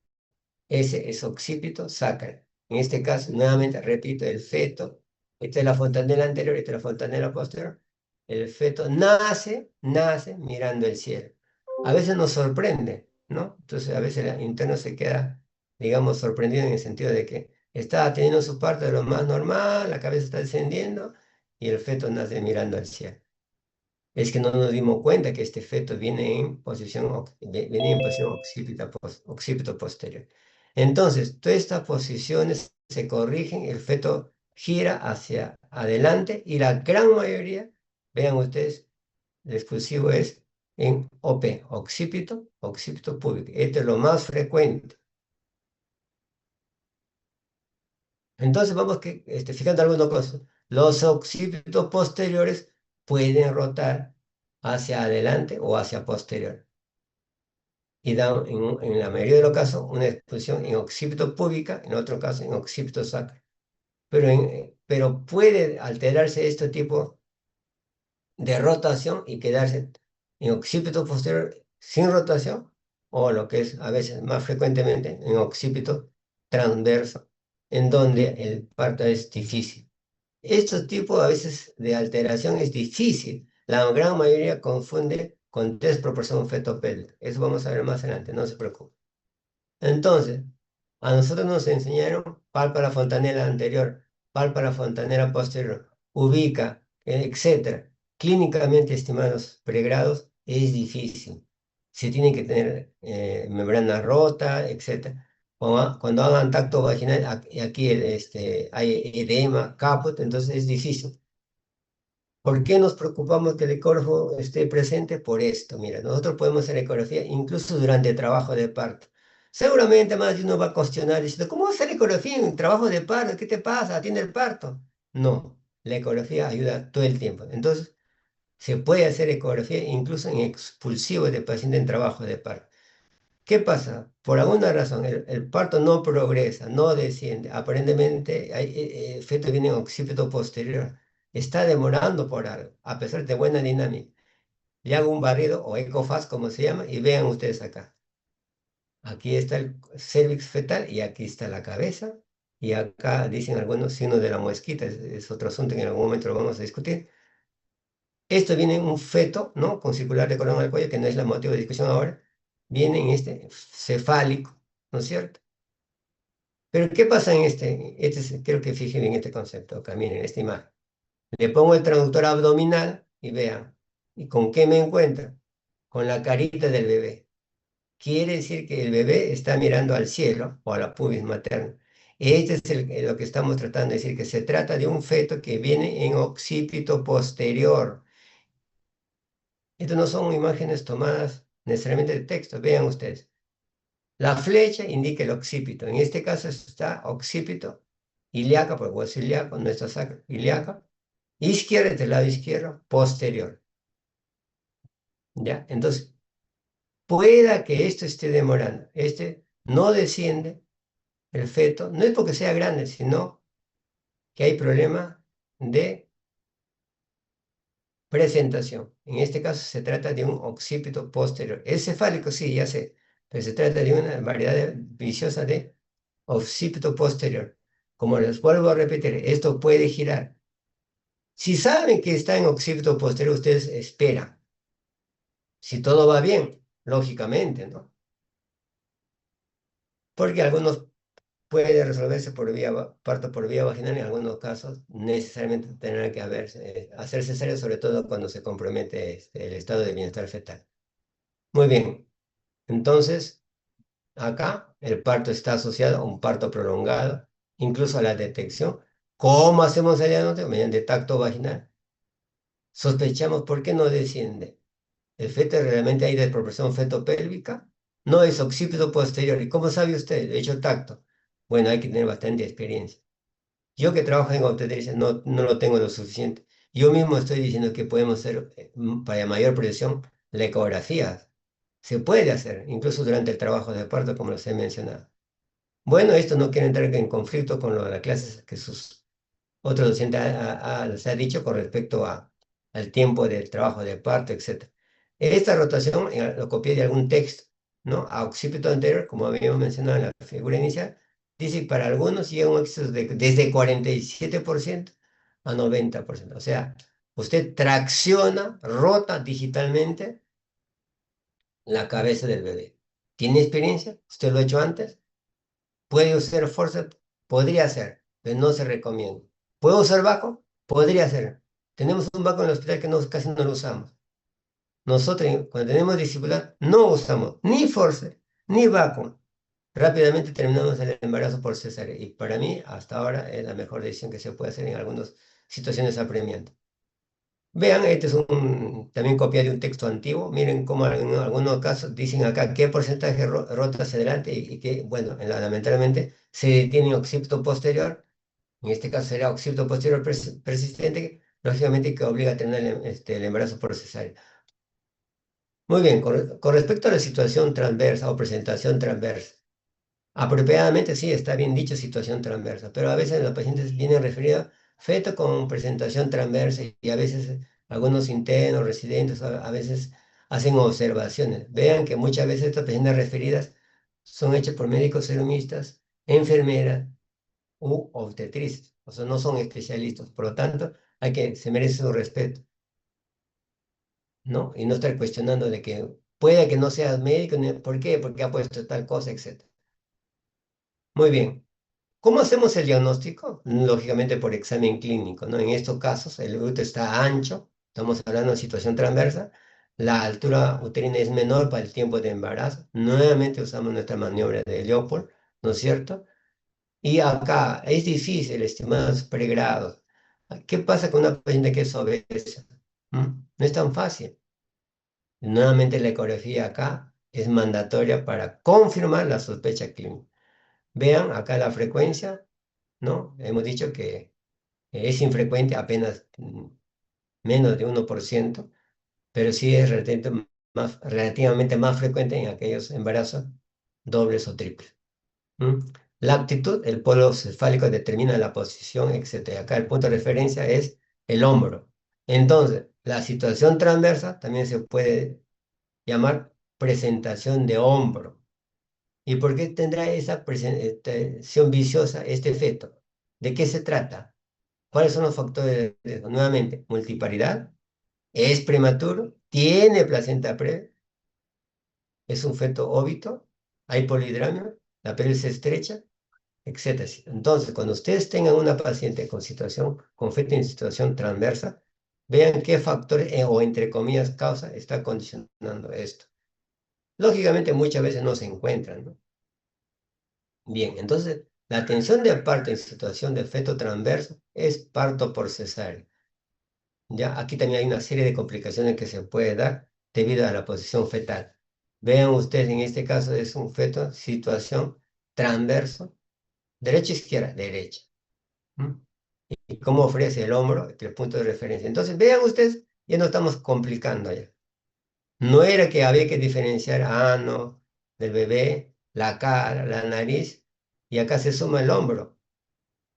Entonces, si bien el tacto vaginal nos ayuda, la ecografía nuevamente es muy importante durante todo el tiempo del embarazo. Nuevamente acá hay asfixia si no se atiende oportunamente, etc. Estos pacientes con feto en situación transversa tienen indicación absoluta, absoluta de cesárea. Y por favor, yo le digo a mi pequeño grupo, hay que aprovechar la oportunidad de atención para brindar atención, valga la redundancia al paciente. El paciente va porque no consigue cita por consultorio, por emergencia, para hospitalizarse, porque le dijeron que ya debe operarse, etc. Lamentablemente, felizmente que son muy pocos. Dice, no, pues no es la conducta regular, tiene que ir por la conducta regular. ¿Por dónde se hospitaliza? Diga el doctor Libreto que eso no es la norma es por consultorio externo. Dígame, ¿cuándo hay cita? Nunca. Y estos pacientes vienen en trabajo de parto, vienen con prolapso de hombro, vienen con prolapso de cordón, en trabajo de parto y muchas veces con feto muerto. Por favor, entonces, si no atendemos una cesárea electiva a las 38 semanas y por alguna razón se posterga a 39, 40, 41, nos estamos demorando. No esperemos todavía que se presente la emergencia para recién actuar. Ya hay que buscar la oportunidad de atención. Entonces, no es que, como dice, nos llenamos de paciente, atiende las emergencias, sí. Por prioridad, sí.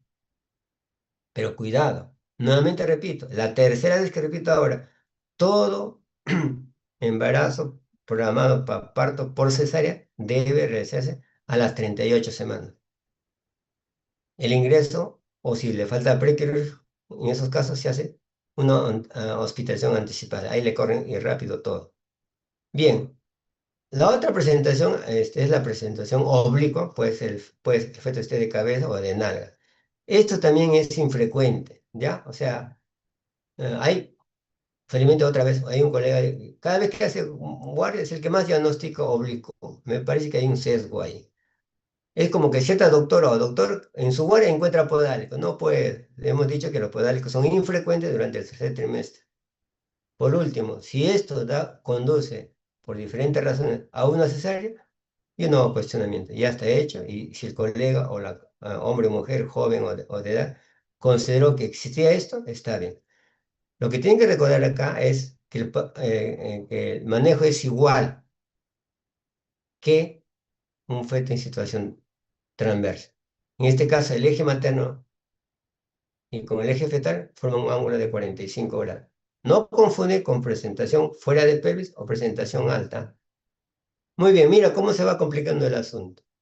Aquí vamos a referirnos brevemente, dado el tiempo, a las presentaciones deflexionadas. O sea, la cabeza, entre comillas, levantadas. Ojo, una cosa, hemos dicho, hay que flexionar la cabeza, ¿cierto? En el parto podálico, y aquí viene una presentación viciosa debido a deflexión.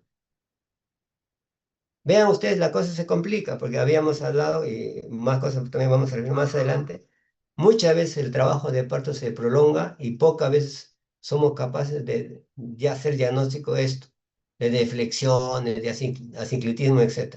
No importa, ustedes simplemente monitorizan a la paciente y si el trabajo de parto, por alguna razón, se distancia por diferentes motivos, no desciende, no baja, etc., puede tratarse de estos casos y como vuelvo a repetir, incluso a nosotros que llevamos años en OTS, nos es difícil hacer el diagnóstico. Pero sí nos podemos dar cuenta cuando se trata de un parto, ¿no? Prolongado. Actitud militar, ¿no? El feto está, digamos, como soldado. El diámetro que se ofrece al estrecho superior de la madre es de 12 centímetros, ¿no? En acá pudiera evaluarse la composición del feto pélvico si el feto es pequeño. Incluso puede haber prueba de parto. Lo que no puede haber prueba de parto es en el grado 2. Miren qué tamaño de dimensión ofrece el estrecho superior de la madre. 13.5. Acá prueba de parto, acá cesárea y acá grado 3. Yo también diría cesárea. Porque usted fácilmente va a diferenciar esto, la variedad de presentación de flexional. Es un poco difícil. Entonces, El otro, o sea, el mayor grado de, en comparación con el anterior, de deflexión es presentación de frente. Aquí sí es obligatoria la cesárea debido a las dimensiones mayores que presenta el feto. Punto de reparo, nariz. Otra vez será de, este que yo estoy tocando será pie, será codo, será dedito, es cara, es nariz, etcétera. Vean ustedes cómo se va complicando el asunto. En estos casos se indica cesárea. Bueno, en la presentación de cara es un poquito más frecuente, pero nuevamente acá hay que manejarlo con mucho cuidado y hay que hacer el monitoreo respectivo. Y se dice en estos casos, ¿no es cierto? En la presentación de cara, ay, bueno, un golpe de hacha, etcétera, etcétera. Son, al final, como le vuelvo a decir, digamos, con dicho con respecto a floreo, ¿no? Etcétera, porque en la práctica a veces no se cumple. Puede que en alguna paciente delgada se podría determinar esto, el signo de golpe de hacha, etcétera. Pero ¿qué vas a estar viendo por golpe de hacha, etcétera? Y si te equivocas en ese aspecto. Ahora, la ecografía tampoco no ayuda mucho, pero la ecografía sí define que está cefálico al menos, ¿no? Y no está de hombro ni está podálico. Entonces esa cosa irregular no es pie, sino carita del bebé. Tener mucho cuidado entonces. Nos dicen acá, si es mento posterior como estos casos, debería ir a cesárea. Pero si no, puede que rote, que etcétera, etcétera. ¿Qué van a pensar mucho? Mucha filosofía. Ven que está aparentemente de cara, lo operan, se acabó. O en caso de ustedes, lo remiten oportunamente. Muy bien, ya vamos a terminar, no se preocupen. Asinclitismo. Vean ustedes, ¿cuál es el concepto de asinclitismo? Es la presentación oblicua, no del feto, simplemente de la cabeza fetal. O sea, el feto ha inclinado para un lado u otro su cabeza. Acá hay una figurita que nos va a ayudar a entender este asunto. Vean, este, digamos, es sinclitismo normal. O sea, la sutura sagital está equidistante. En la anterior, en este caso, este es el feto, la fontanela anterior es asinclitismo anterior y la otra es posterior. Dice acá que puede resolverse espontáneamente.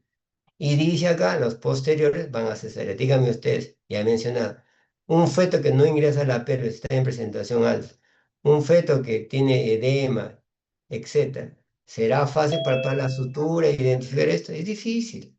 Esto también se confunde con desproporción fetopélvica. Vean entonces, el concepto de desproporción fetopélvica en la práctica es bastante amplio y también sirve para esconder nuestra ignorancia, ¿no? Hemos dicho cada vez los jóvenes están optando por diferentes razones, porque la paciente reclama, ¿no? Por resultados perinatales adversos, optar por la cesárea. Entonces, esto también es poco hacer difícil el diagnóstico. Lo que ustedes tienen que hacer simplemente monitorizar el trabajo de parto y ver si el feto por alguna razón no desciende o se demora, pudiera tratarse de estos casos. Como les vuelvo a repetir, este diagnóstico se hace un poco difícil. Lo otro, sí, relativamente frecuente, no es tan raro, es la presentación compuesta, ¿no? También pudiera dar lugar a problemas.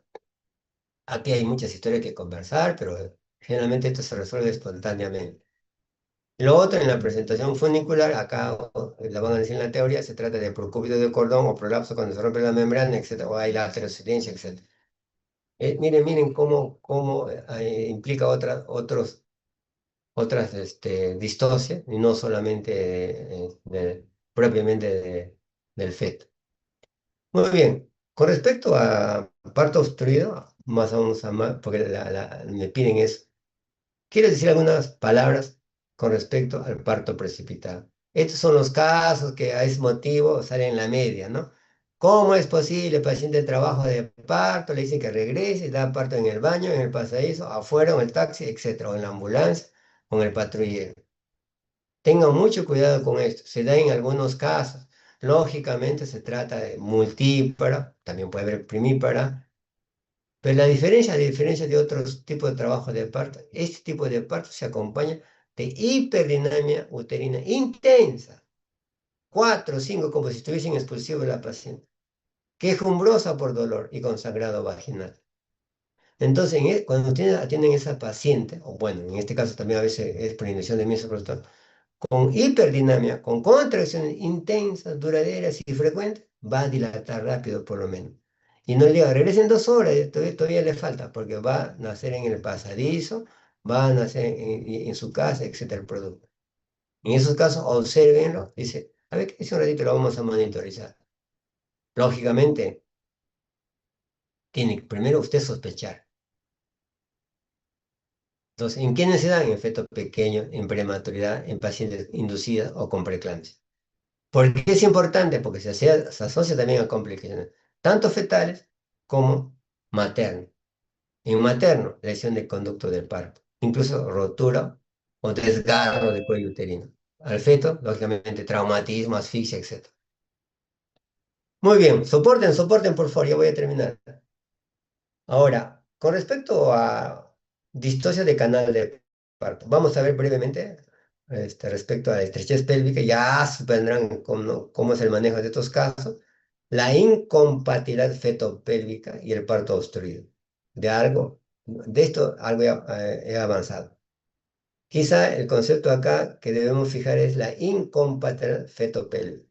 Generalmente es por feto más grande que, en proporción hablando, de la pelvis materna.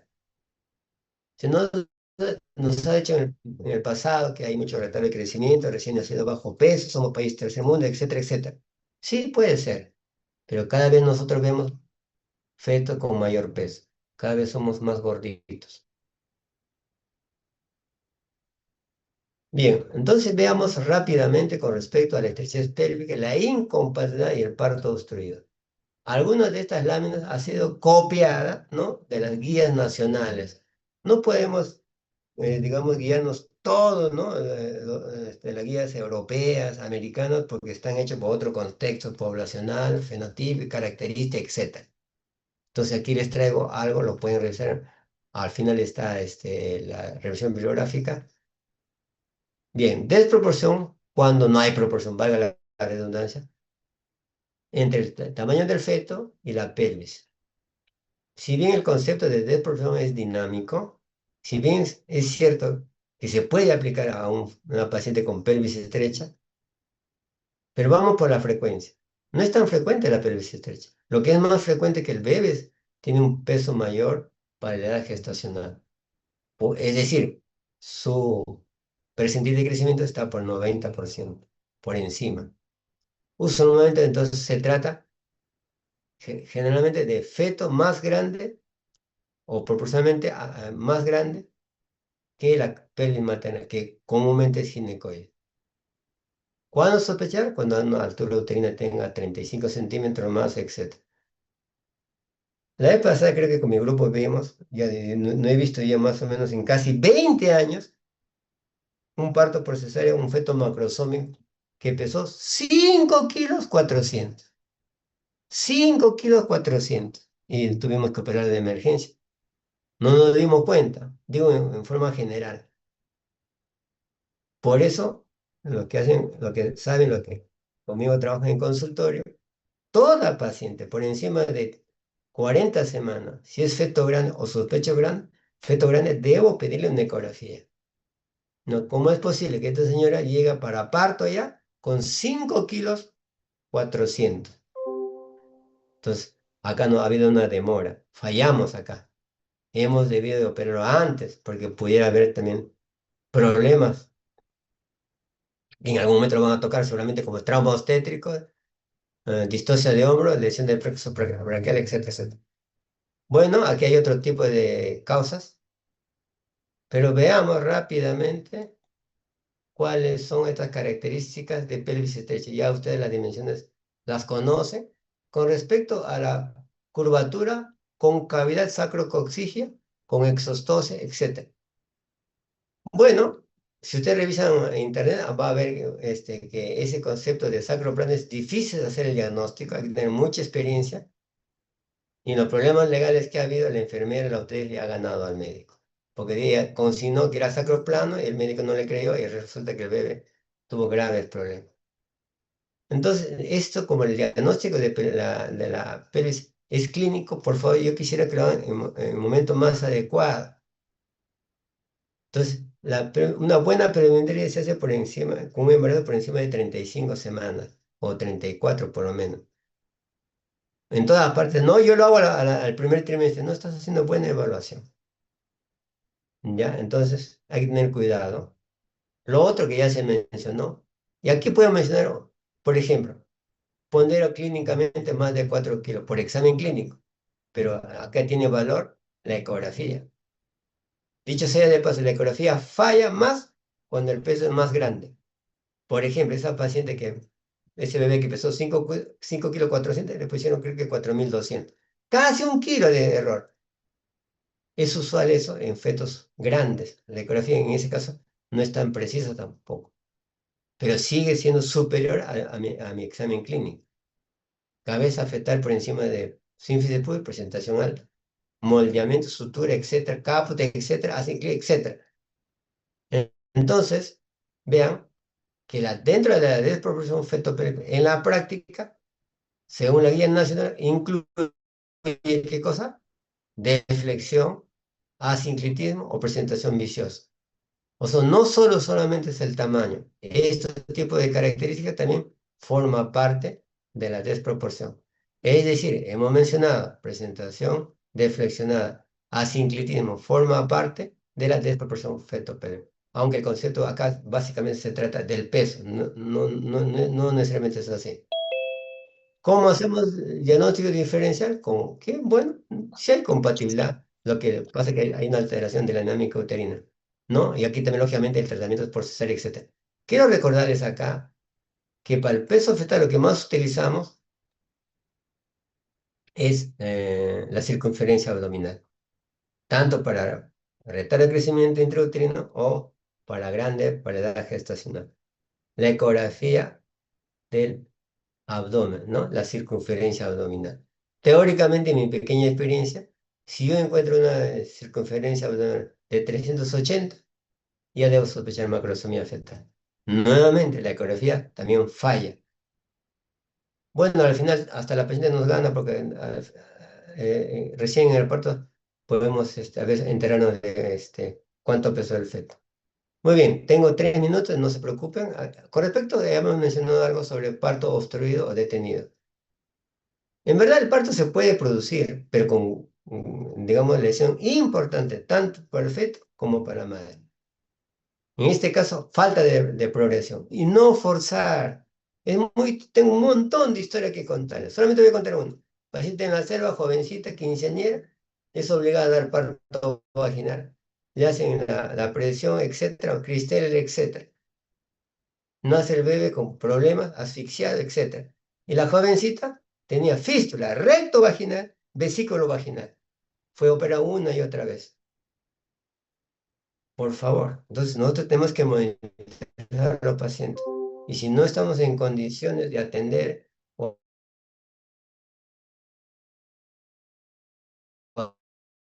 hacer una cesárea, factores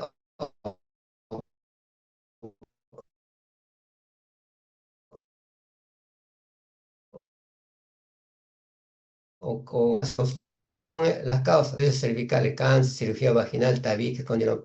Pero doctor, ¿qué tiene que ver el? Bueno, está dentro de la parte, características de parte blanca. Yo también puedo discrepar un poco, pues está dentro de esta distosia se considera. O sea, las distocias no solamente, como dice acá, mecánicas, son propiamente mecánicas. Hay otras, por ejemplo, esto de condilomatosis. Con respecto a condilomatosis, vamos a ver más adelante que se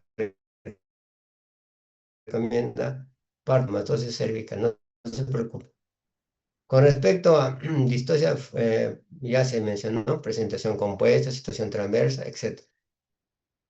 Entonces, cuando hay presentación viciosa, no será más bien cefálico, sino oblicuo, no, de repente no se ha equivocado usted, de repente no hacemos una valoración adecuada y se trata un feto, etc. Y bueno, las distorsiones, ¿qué? Dinámicas. Es importante determinar esto porque está asociado a complicaciones no solo de compromiso fetal, sino también materno.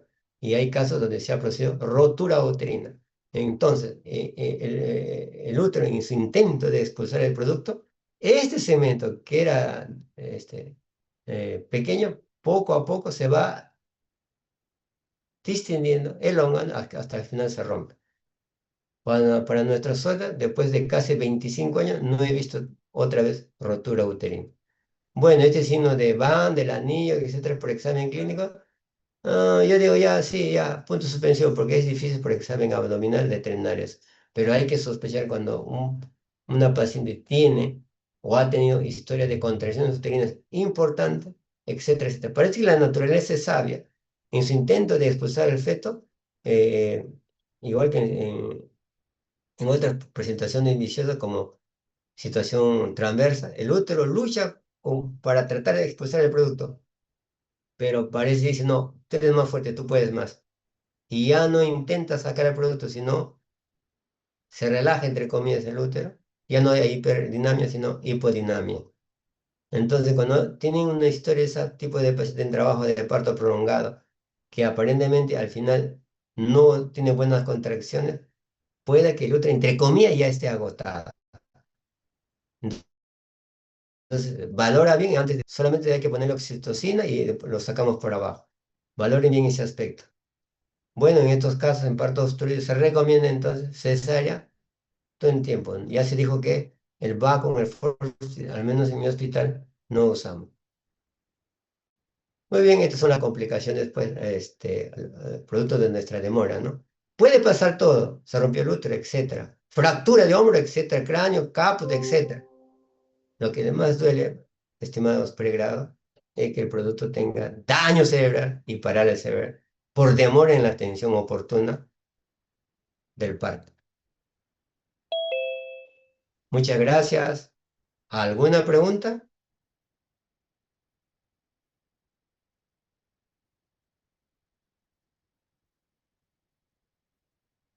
Muy bien. Muchas gracias. Buenas noches. Muchas gracias, doctor.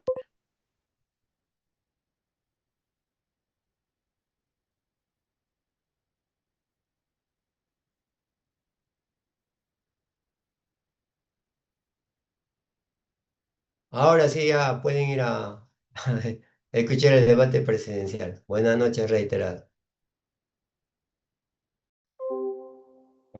¿Hay algún QR para la asistencia?